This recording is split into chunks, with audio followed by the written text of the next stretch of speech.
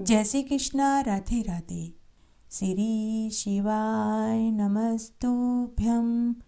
श्री शिवाय नमस्तुभ्यं। जय हो देवों के देव महादेव जी की, जय हो माता पार्वती जी की। आइए अब हम शिव महापुराण का आगे का महात्म्य सुनते हैं। आज हम फाल्गुन मास के दूसरे दिन की व्रत कथा सुनेंगे। सभी ऋषि मुनियों ने सूत जी से पूछा कि हे सूत जी, श्रवण और मनन क्या है, कीर्तन कैसे किया जाता है। तब ब्रह्मा जी ने कहा, ईश्वर के रूप, गुण, नाम और उनके विनाशों में अपनी पूजा और जप से रुचि बढ़ाना तथा निरंतर अपनी युक्तियों सहित अपने मन को उनके सम्मुख रखना मनन है। श्री परब्रह्म महादेव जी अथवा शंभु भगवान के नाम का बारंबार जप करना कीर्तन है तथा दृढ़ होकर भगवत संबंधी शब्दों को कानों से सुनना और उसे चित्त में स्थिर करना श्रवण है। जब सत्संग में बैठकर भगवान श्री महादेव जी की कृपा से श्रवण और कीर्तन कर ले, तब उसका मनन करे। वही सर्वोत्तम मनन है जिससे आत्मा पवित्र हो जाती है। सूत जी आगे बोले कि हे मुनिवरों, इस प्रसाधन संबंधी मैं एक प्राचीन इतिहास तुम्हें सुनाता हूँ, तुम ध्यान से सुनो। एक समय जब सरस्वती नदी के तट पर मेरे गुरु पराशर पुत्र भगवान वेदव्यास जी जप कर रहे थे, तो सनत कुमार जी ने आकर उनके निकट बैठकर पूछा कि हे ईश्वर, हे भगवान, शिव जी तो प्रत्यक्ष ही सबके सहायक हैं, फिर आप इतना कठोर तप क्यों कर रहे हैं। व्यास जी ने उत्तर दिया कि मुक्ति के लिए। इस पर सनत कुमार जी आगे बोले कि अवश्य, पहले मुझे भी ऐसा ही भ्रम हुआ था और मैं भी मंदराचल पर्वत पर जाकर तप करने लगा था, परंतु जब दयालु महादेव जी की आज्ञा से नंदकेसर ने आकर मुझे ये बताया कि महादेव जी का श्रवण, कीर्तन और मनन से ही मुक्ति मिल जाती है, तब मेरा सारा भ्रम दूर हो गया। अतः हे ब्राह्मण, आप भी ऐसा ही करिए। यह कहकर सनत कुमार जी वहां से चले गए। इस पर ऋषियों ने सूत जी से पूछा कि जो श्रवण, कीर्तन और मनन नहीं करता, उस जीव को कैसे मुक्ति मिलती होगी तथा बिना यत्न किए भी वह कैसे मुक्त होता होगा। इस पर सूत जी बोले कि हे ऋषियों, श्रवण, कीर्तन और मनन में आसक्त प्राणी यदि महादेव जी के लिंग बैर की स्थापना कर नित्य उनकी पूजा किया करे, तो भी वह संसार सागर से तर जाता है। मुनियों ने कहा कि यह कैसे संभव है, बैर मात्र में ही सब देवताओं की पूजा कैसे संभव हो सकती है। सर्वदा लिंगेश्वर के द्वारा महादेव जी कैसे पूजे जा सकते हैं। तब सूत जी बोले कि हे मुनीश्वरों, इसके लिए भी सब महादेव जी ने ही कहा है। मैंने श्री गुरु मुख से यही सुना है कि एक शिवजी ब्रह्मरूप, निष्कल अर्थात कला रहित और कला सहित भी है। इस निष्कल में निराकार लिंग की प्रधानता है, परंतु वे सभी कलाओं से संयुक्त है, इसलिए शिव का आकार बैर स्वरूप भी हो जाता है। इस आकार और निराकार से ही महादेव जी ब्रह्म संज्ञक भी हो जाते हैं। इसी से लोग उनके दोनों स्वरूपों की पूजा करते हैं। अन्य देवों में यह तत्व नहीं है। यही कारण है कि निष्कल लिंग रूप से पूजित नहीं होते। ब्रह्म पदवी तो केवल शंकर जी को ही प्राप्त है। इस वेदांत सार ओम प्रणव के लिए भी सनत कुमार जी ने मंदराचल पर्वत पर श्री नंदकेश्वर जी से प्रश्न किया था, जिस पर नंदकेसर ने यह उत्तर दिया कि एकाकी महादेव जी ही इस प्रकार पूजनीय है। कलापूर्ण भगवान शिव का बैर पूजन लोक सम्मत है और वेद ने जिसकी आज्ञा दी है। इस पर सनत कुमार जी ने लिंग बैर की उत्पत्ति पूछी, तो नंदकेसर ने कहा कि पूर्व काल में जब ब्रह्मा और विष्णु में युद्ध हुआ, तो उनके बीच में निष्कल महादेव जी ने स्तंभ रूप में प्रकट होकर विश्व संरक्षण किया था। तभी से महादेव जी का निष्कल लिंग और सकल बैर जगत में प्रचलित हुआ। बैर मात्र तो देवताओं ने भी ग्रहण किया। इससे शिवजी के अतिरिक्त बैर लिंग से देवताओं की भी पूजा होने लगी और वही उसका फलदाता हुआ। परंतु शिवजी के लिए लिंग और बैर दोनों ही पूजनीय हुए, जिनसे कल्याण में भोग और मोक्ष दोनों की प्राप्ति होती है। नंदकेसर आगे बोले कि पूर्व समय में जब श्री विष्णु जी अपने सहायकों एवं अनुचरों सहित श्री लक्ष्मी जी के साथ शेष नाग की शैया पर शयन कर रहे थे, तब ब्रह्मवेताओं में श्रेष्ठ ब्रह्मा जी स्वयं ही वहां पहुंचे और विष्णु जी को पुत्र कहकर पूछने लगे कि तू कौन है? हे पुत्र उठ, मुझे देख, मैं तेरा ईश्वर यहाँ आया हूँ। इस पर विष्णु जी के भीतर क्रोध तो हुआ, परंतु उसे दबाकर उन्होंने ब्रह्मा जी से कहा कि हे पुत्र, तुम्हारा कल्याण हो, आओ बैठो, मैं तुम्हारा पिता हूँ, और कहो तुम्हारा मुख टेढ़ा क्यों हो गया? इस पर ब्रह्मा जी ने कहा कि समय के फेर से तुम्हें अभिमान हो गया है। हे पुत्र, मैं तुम्हारा संरक्षक ही नहीं किंतु समस्त जगत का पितामह हूँ। विष्णु जी ने कहा कि अरे चोर, तू अपना बड़प्पन क्यों दिखाता है? सारा जगत तो मुझ में निवास करता है। तू मेरे ही नाभि कमल से प्रकट हुआ था और मुझसे ऐसी बातें करता है। नंदकेसर आगे कहते हैं कि जब इस प्रकार रजोगुण से मुग्ध उन दोनों महाअनुभवों में विवाद होने लगा, तब वे दोनों अपने को प्रभु कहते कहते एक दूसरे का वध करने के लिए उद्यत हो गए और उनमें युद्ध छिड़ गया। हंस और गरुड़ पर बैठे दोनों अमर ईश्वर परस्पर युद्ध करने लगे। उनके वाहन भी आपस में लड़ने लगे। देवता आकाश से देखने लगे। दोनों देवताओं पर पुष्प वृष्टि करने लगे। उसी समय ब्रह्मा जी के वक्ष स्थल में श्री विष्णु जी ने अनेकों अस्त्रों का प्रहार करके उन्हें व्याकुल कर दिया। इससे कुपित होकर ब्रह्मा जी ने भी उनके वक्ष स्थल पर अनेक प्रहार किए। अग्निवत अस्त्रों के आश्चर्यजनक व्यापार हुए। देवता एक दूसरे के प्रति कानाफूसी करने लगे। युद्ध से श्रमित विष्णु जी हाँफने लगे, परंतु उसी क्षण शांत होकर उन्होंने ब्रह्मा जी पर माहेश्वर अस्त्र चला दिया। इससे ब्रह्मा जी को बड़ी चोट लगी और उन्होंने भी बदले में पाशुपत अस्त्र चलाकर विष्णु जी के वक्ष स्थल पर आघात किया। इनके पारस्परिक आघातों से देवता व्याकुल हो उठे। उन्होंने कहा कि आप दोनों ही अराजकता उत्पन्न करते हो, अतः यह सारी सृष्टि शिव जी की है, जिन त्रिशूलधारी की इच्छा के बिना एक तिनका भी इधर से उधर नहीं होता। हम लोग शिव जी के पास जा रहे हैं। ऐसा कहकर देवतागण चंद्रशेखर श्री महादेव जी के पास गए। महादेव जी अपनी सभा में उमा सहित मणि में दिव्य सिंहासन पर विराजमान थे। देवताओं ने वहां जाकर उन्हें साष्टांग प्रणाम किया। श्री महादेव जी को नमस्कार किया। उनको नमस्कार करते देखकर महादेव जी ने उन्हें अपने पास बुला लिया और गंभीर वाणी में बोले। श्री महादेव जी बोले कि हे पुत्रों, तुम कुशल सेम तो हो, कहो हमारे शासन में सर्वत्र शांति तो है। मैंने सुना है कि ब्रह्मा और विष्णु परस्पर युद्ध कर रहे हैं। तुम लोग बड़े दुखी दिखाई दे रहे हो। अच्छा, तो मैं अपने कुछ गणों को वहां भेजता हूँ, तुम लोग चिंता मत करो। ऐसा कहकर महादेव जी ने अपने 100 गणों को वहां चलने की आज्ञा दे दी। साथ ही सब महादेव जी भी अपने भद्र रथ पर आरूढ़ होकर परिकर बांध चलने को तैयार हुए। देवताओं सहित इंद्र भी उनके साथ हो लिए। वहां पहुंचकर महादेव जी आकाश मंडल में बादलों में छिपकर ब्रह्मा विष्णु का युद्ध देखने लगे। उनके सैनिकों ने भी अपने वाद्यों को बजाना बंद कर अपना कोलाहल शांत कर दिया और शिवजी का ही अनुगमन करने लगे। देखा तो ब्रह्मा और अच्युत भगवान श्री विष्णु परस्पर युद्ध कर रहे थे, जबकि एक दूसरे के प्रयुक्त होते ही त्रैलोक्य भस्म हो जाता है। त्रिप्रलय के इस रूप को देखकर निष्कल शिवजी से न रहा गया।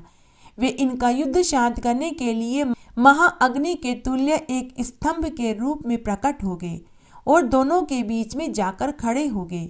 फिर तो उस महाअग्नि के प्रकट होने से वे दोनों शांत हो गए।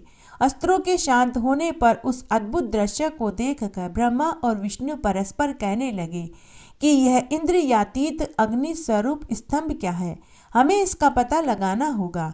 ऐसा निश्चय करके दोनों वीर उसकी परीक्षा के लिए बहुत ही शीघ्र वहां से चले। भगवान विष्णु ने शुकर का रूप धारण किया और वे उसके मूल को देखने के लिए नीचे चले गए। ब्रह्मा जी ने हंस का रूप धारण करके ऊपर गमन किया।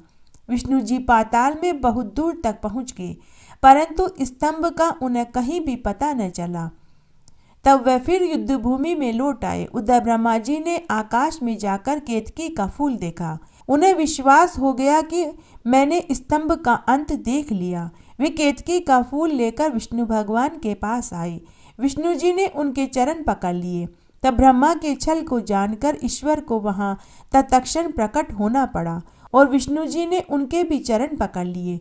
विष्णु जी की महानता से ईश्वर प्रसन्न हो गए। उन्होंने कहा कि हे विष्णु, तुम बड़े ही सत्यवादी हो, अतः मैं तुम्हें अपनी समानता प्रदान करता हूँ।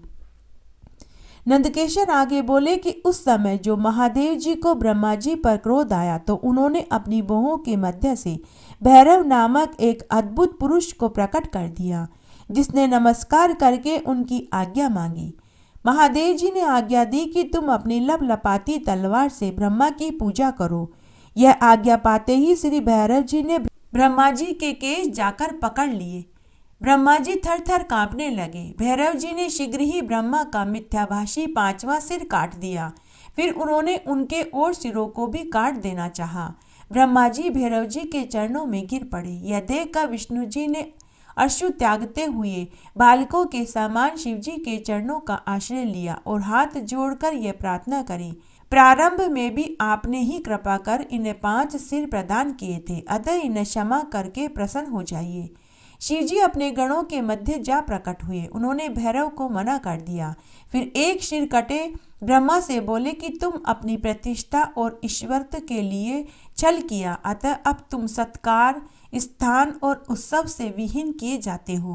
ब्रह्मा जी शिवजी को बोले कि हे स्वामीन, हे वरद कहकर अपना 5वां सिर मांगने लगे। ईश्वर ने कहा कि अराजकता के भय से मैं विश्व स्थिति को बिगड़ने नहीं दूंगा। हे पुत्र, जो अपराधी हैं उन्हें तुम दंड दो, लोक मर्यादा का पालन करो। मैं तुम्हें वरदान देता हूँ कि आज से तुम गणों के आचार्य कहलाओगे, वही तुम्हारा सत्कार होगा। कोई भी यज्ञ तुम्हारे बिना पूर्ण नहीं होगा।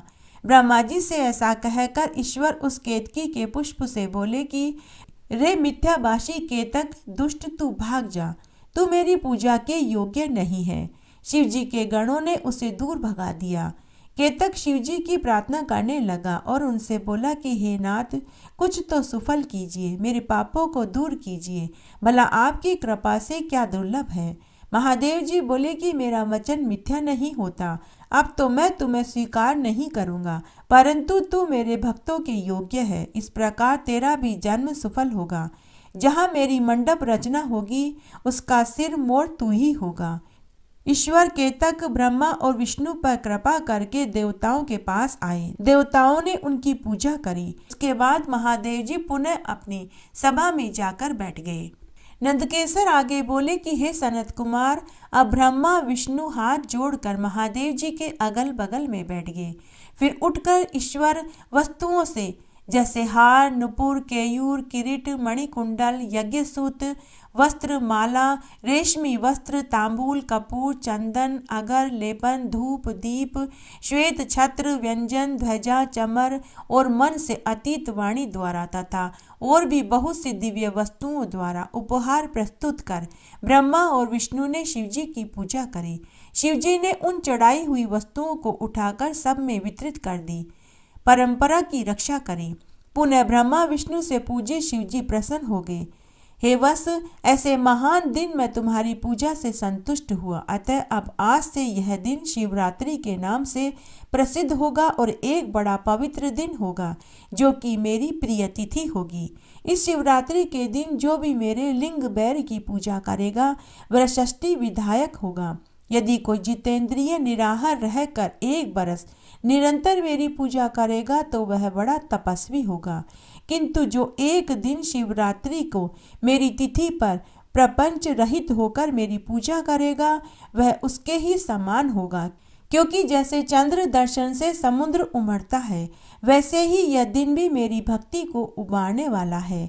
मेरा स्तंभ जो पहले प्रकट हुआ आद्रा नक्षत्र है। यदि कोई अगहन में आद्रा नक्षत्र में उमा सहित मेरे रूप का या मेरे लिंग बेर का दर्शन भी कर लेगा तो वह मेरे परम प्रिय कार्तिकेय से भी मुझे अधिक प्रिय होगा।